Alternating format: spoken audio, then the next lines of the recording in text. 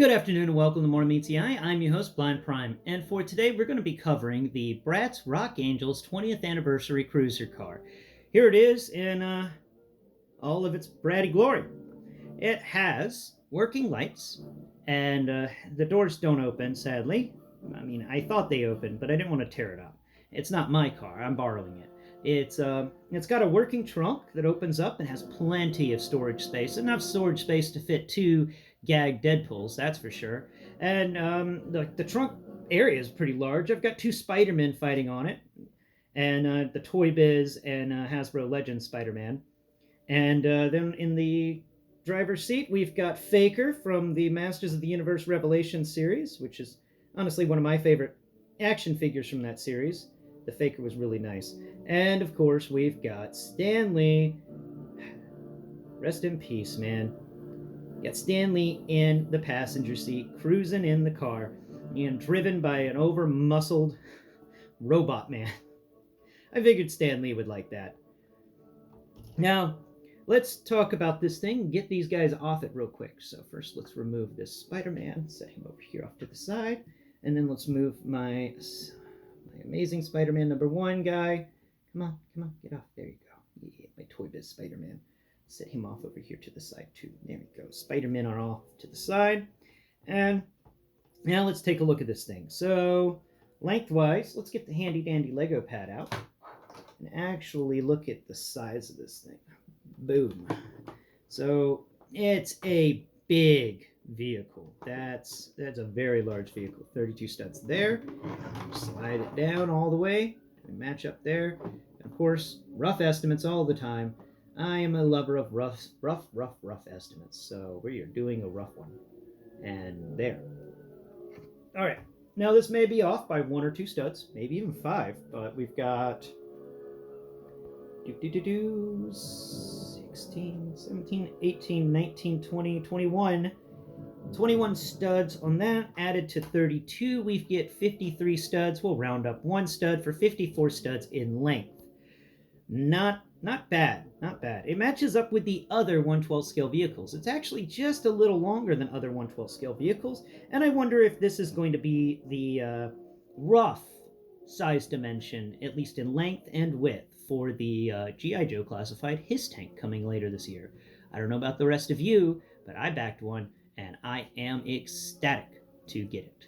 It's going to be a good day, so long as the world doesn't fall apart before we get our action figures, right? Now, let's look at these things. We'll talk about the trunk first. So the trunk has a button to open it, which I thought was pretty cool. So you feel on the back of the trunk here, you get this thing that feels like a Cadillac symbol, and you can push it in and open the trunk. I thought that was pretty cool. And inside the trunk, we've got a bunch of melee weapons, because, you know, why not? There's a baseball bat in here, there's this axe, and all sorts of other things. It seems like Stan Lee and Faker are going to go on a very unique adventure together. Maybe they're going to go look for Stan Lee's caregivers and tell them how much they care about them. So, look at that, a little spiky. Alright, so that's the trunk. It is large. I can put my entire hand in here, crunch it up and stuff. That's a pretty big trunk. Let's get an idea of how large it is with, here he is. My main man, the Cobra Bat. Cobra Bat, he can just kind of fit in here. There we go. He'll stick his legs out. But if we crunch the bat up just a bit, let's get him, let's move him around a bit. Come on, move your legs up. Hey, Bat, don't you be pulling this nonsense with me. Move your leg up. Don't rip your leg off. Move your leg up. Alright, there we go. That leg's moved up, and that leg's moved up. Ah, there it goes. Finally, it's ratcheted. And now we're just going to bend the knees just slightly and curl him. He does not have any sort of curling motion, but we could probably shove him in there.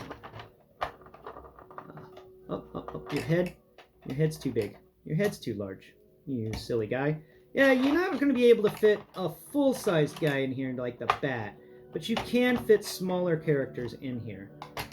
The Bat's just a little too large to actually fit, but it's right up Wolverine and Spider-Man's alleys, so there's that. All right, let's straighten your leg out. Come on. Yeah, there it goes.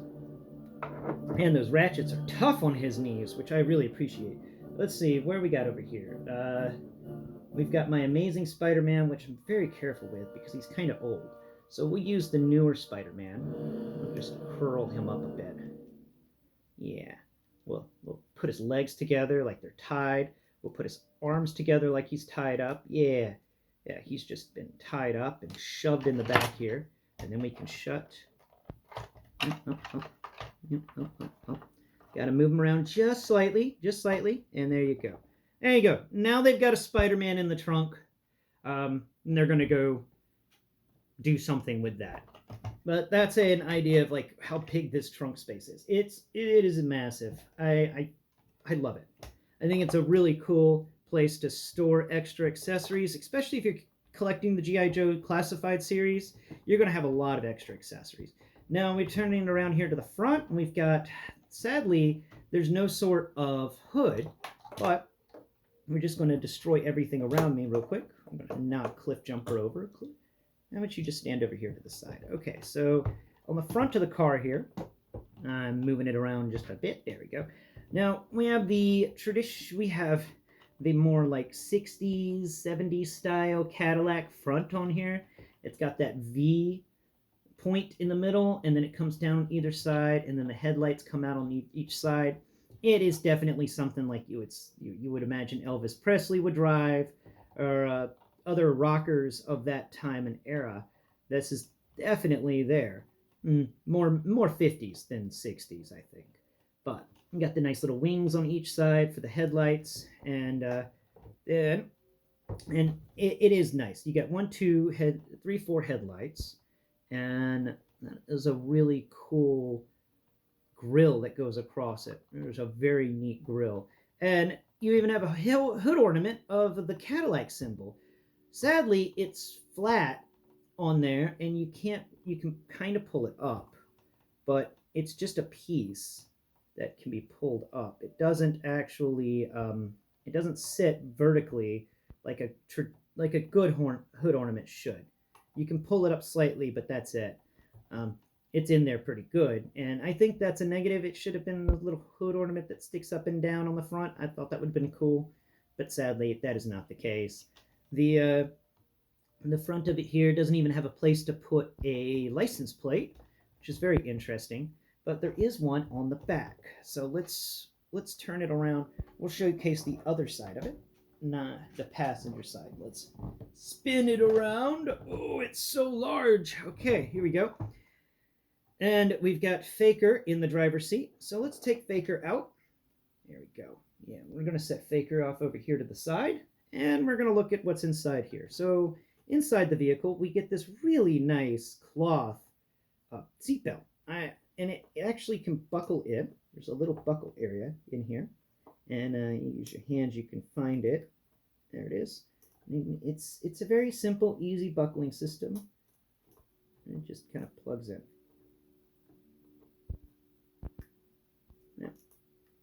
There. Now, it doesn't like to plug in too much. It is, oh, there it goes. Yay, it's plugged in. Now you can put the seatbelt in there. I think that's pretty cool. Unplugging it is just as easy as pulling it back out. We'll set it off to the side, because another factor about this is you can actually remove these seats. From what I remember, from what I've heard. So let's see if that happens. Let's see if that's true. We can move the seat back. Oh, there it goes. Whoa. Whoa, that is a heavy, heavy seat. Oh my God. Wow. All right, so these seats are heavy rubber. They have a really nice texture on each side. This feels like a modern day seat. You know, that is kind of weird. You get this Cadillac, but you get more of a modern seat feel. Like you got that texture that the modern seats have on the sides, of that mesh that allows for breathing. And you get this faux leather texture going down, and on the sides of each side of where the butt would sit, you get more of that mesh feeling stuff, which is definitely not something you would find in a car of this age, but it's still unique nonetheless. And it attaches to the car with 2 male pegs, and on the underside of the seat, we get 2 little female peg holes. So we can go ahead and put that back in here. Now let's see. All right. There it goes. Now, in the car itself, let's go ahead and let's unbuckle Stanley here and get him out so we can look at the car without harassing Stan. Let's go ahead and unbuckle him. We always keep Stanley buckled in. We don't, he's a treasure. So, just unbuckle him. There you go. Now you can come on out, Stanley. There you go. There you go, little guy. Yeah. Yeah, I love the Stanley action figure. I wish I had picked one up for myself. But it's pretty cool. I'm hoping this is the Stanley and I'm not just making a fool of myself. No, no, no, it's got his glasses. It is the Stanley. He's a really, really cool guy. I only saw Stanley once, and that was back whenever I was, MegaCon of 2016. That was when my vision was like on its way out, like majorly so, and I waited in line for Stanley, but he was feeling ill and he left early, and that was it. That was the closest I'd ever gotten to Stanley, and I do regret that I didn't show up earlier, or I didn't even know he was going to be there. I should have shown up earlier and waited in line, honestly. That would have been nice. It would have been nice to see Stanley, but at least there's this little action figure of him. It's a pretty cool little action figure. I'm going to set Stanley off here to the side. I'm just going to have him bend his legs down just a bit. There you go, Stan. You can sit over here. There you go. I'm just going to sit right over there on the edge. So you're not messing with anything, and nothing's going to mess with you. All right. So inside this vehicle, I removed the Stanley so we could actually pick it up a bit and get in here. So inside the vehicle, we've got a very, very deep footwell, and there's actually a rubber mat, literally a rubber mat on the floor. It's been glued on the floor here, but semi-glued, and actually can move around. I think it can be removed. Can we remove that rubber mat? Let's see. Is there a rubber mat on the other side? There is a rubber mat on the others. There's a rubber mat on each side of this car. Like, what is this car? Who designed this? This is really cool. I love the fact that it's using so many different materials. Trying to get my hand all the way in there to feel if it's got pedals. Let's get your hand in there. Yeah? Okay, I got my hand in there. It's got pedals. No, they didn't add pedals in the underside area. Sad face. That's no pedals, but it doesn't really matter. It works out pretty well too. Oh, real working steering wheel, by the way. I didn't realize that. That's fun. Okay, that's cool. They don't really steer that far. Yeah, they're very, very shallow steers on the steering wheel, but it's pretty nice. I love the composite materials that are used in here. This is like, what? The joystick can move around, and it's made of different materials. You got the hard plastic top to the joystick. You got this rubberized interior to the joystick. What is this vehicle? What is this? Like, what in the world, Hasbro? How did you not give us this? The stupid car for Ghost Rider. Seriously, that was a stupid Haslab. You got this amazing interior here. These are giant speakers on the in the middle, which they line up in the middle, and that's kind of neat. But you're really just blasting the sound at that point because they're all on top of each other. So where's your Doppler effect? What's going on with your sound quality here? It may be loud, but I don't know if it's good. Come over here to the door. Anything in the door? Get out of the way, seatbelt. Let's see. Like a traditional car, the seatbelt's getting in the way. Oh yeah, there is a speaker on the inside of the door too. Isn't that neat? There's a speaker in there, and there's a speaker on the other inside of the door, right near where the legs are. So that's pretty cool. Any speakers back here around where the head is? No. And no. So this thing's got 5 big speakers, and they're each individually placed. They are nice. And I'm loving all the different materials that went into making this. This isn't just a Hasbro piece of crap thing. This is good. This is really good. Look at that. Look at this rubber floor mat. It's beautiful. I love it. I love this attention to detail. This is the stuff I enjoy whenever I come across a collectible. I enjoy things like this textured floor mat. It's got the little textures all over it, so it scrubs the bottom of your shoes. Ah, it's flappy and it's beautiful. Now let's put it back. It's just everything about this vehicle is proven. It's just one amazing thing after another. It is a really cool vehicle, and I'm loving how everything about this guy just seems to click into place. It was a work of art. It is a work of art in a way, and just like a regular car, you're trying to get the floor mat back down, and you have problems with it. It doesn't seem to want to go down the way you thought it did. And then it goes down the way you didn't think it would, but it totally works. Just like a regular car floor mat. Ah, it's even got that touch to it. Now up here on the dashboard, we've got a very smooth dash.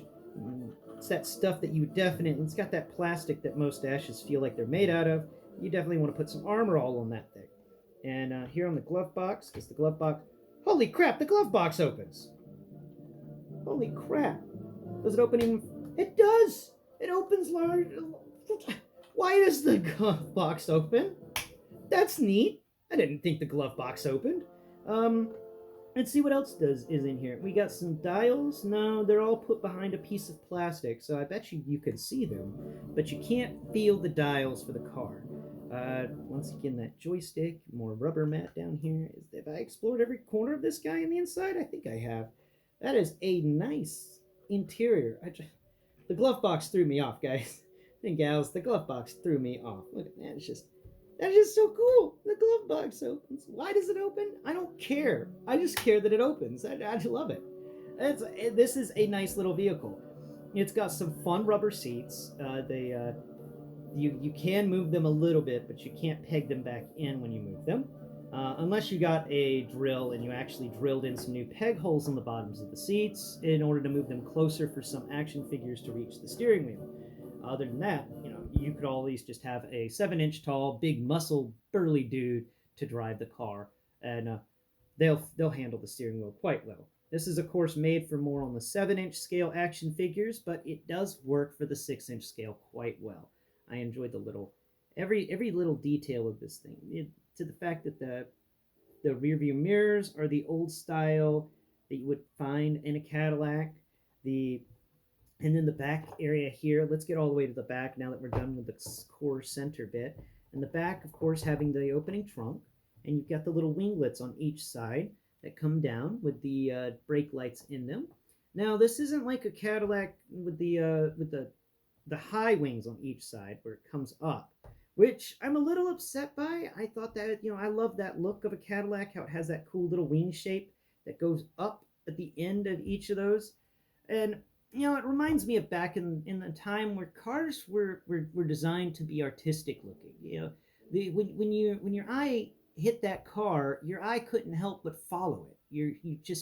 It was beautiful in a way. It was a work of art. Today's cars, not so much. They're definitely better looking than the cars that came out of the 80s, those stupid boxes that had tall windshield. Anybody who's seen Stripes knows the type of car I'm talking about. Yeah, definitely, those 80s cars were just boxes on wheels and kind of stupid looking. I'm glad we moved away from that and got to a better type of car. But at the same time, I do miss the curves and the sleekness of these beautiful little, these old Cadillacs. They are something unique and something truly, well, just really cool.